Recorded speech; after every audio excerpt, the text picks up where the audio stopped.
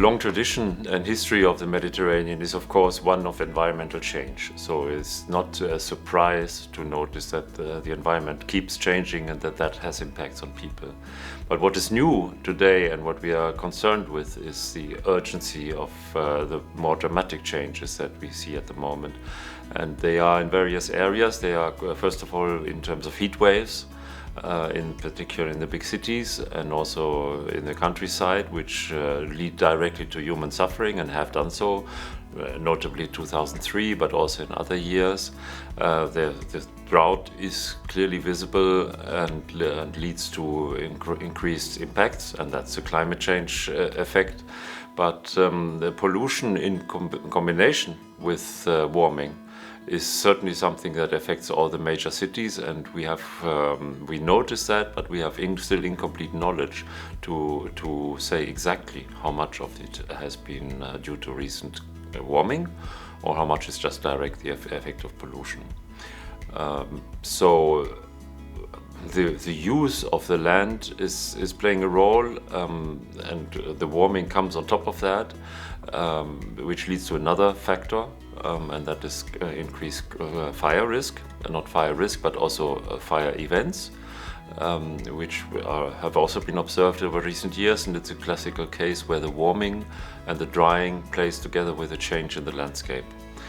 The changes in the landscape are such that we abandon the land which has been grazed before, and so there's much more wood, and this combination leads to, together with the warming, to increased fire risk. The future will, of course, first of all be characterized by more warming. And we do not know at the moment exactly how much there will be, but the possibility of 4 or 5 degrees more warming in the Mediterranean Basin by the later part of this century is very likely, and with current policies. And this affects people directly through the heat waves and through the fact that, for example, in eastern Mediterranean cities, it will become very, very difficult to sleep without air condition. And not everybody will have access to air conditions, so there will be direct public health consequences of this warming, and this is one main concern. Other concerns are connected with the ocean, where also the ocean has heat waves. Also the ocean has damage occurring to its ecosystems as a consequence of the heat. That has already been a little bit observed in the past, but will become much more important in the future. It will come in combination with fishery policies, where we have overfished areas already, where there will be additional stress on fish. This will likely lead to a complete change in the food chain or in the network of organisms in the ocean. And some people imagine that this could, for example, lead to an increase of jellyfish, which will be disastrous not just for swimming but also for fisheries.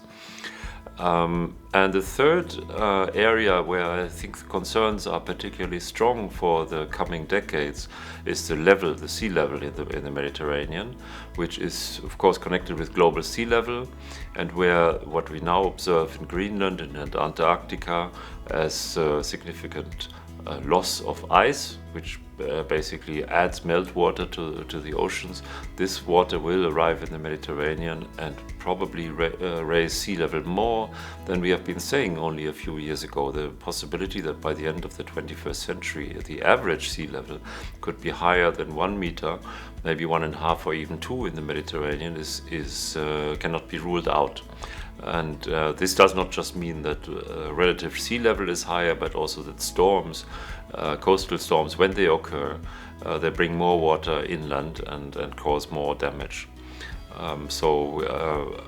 As we have already seen it in Venice and in other areas, that cultural heritage sites are affected by global sea level rise, but we are also concerned with coastal wetlands and also with coast near agricultural systems that are where there's a big risk that smallholder farmers, for example, in the Nile Delta, will completely lose their possibility to farm, because either their land is underwater or their water is full of salt and therefore cannot be used for irrigation. Yeah, there are many actions possible. which is a good news in this situation, and they come in various categories. One action that will not make the systems themselves more resilient, but that will be important for the overall climate change problem, is a reduction in emissions of greenhouse gases, because the Mediterranean, even though it is a small part of the world, it has a large part of its population, and any population in the world, particularly in the industrialized countries, must really work on the decarbonization goal in order to avoid the worst in terms of climate change. And for the Mediterranean, this means that any kind of fossil fuel use must be phased out and really fast. That does not increase resilience on its own, but it will be an important background. To increase the local and regional resilience, there are a number of things that we can do, and one is to reduce the environmental stress factors other than climate. For example, on the pollution side, there's much we can do in order to reduce pollution, atmospheric and water pollution very significantly. And that will not affect climate change as such, but it will make populations more resilient to the unavoidable part of climate change. For example, the big cities around the Mediterranean, they really need to think about their transportation systems in order to avoid the current level of pollution. A third area where much can be done is in the use of the land and the sea for food production. This is both agriculture and fisheries. In fisheries, we need to implement known sustainable fisheries policies in order to avoid the overfishing. That will automatically, in citation marks, create a more resilient marine ecosystem, even with warming conditions, and is therefore absolutely necessary to maintain viable fisheries in the Mediterranean. And for the agriculture system, it is similar. The agriculture needs to work towards more sustainable methods that will keep the carbon in the ground, and that will be able to use less or no pesticides and mineral fertilizers in order to maintain the production, because these systems are also typically more resilient to climate variability and climate change. All these measures will not be enough, however, without a significant reduction in emissions worldwide and the climate change. So we should not wait for the magic solution in local resilience and hope that they will protect us from the impacts of climate change, unfortunately.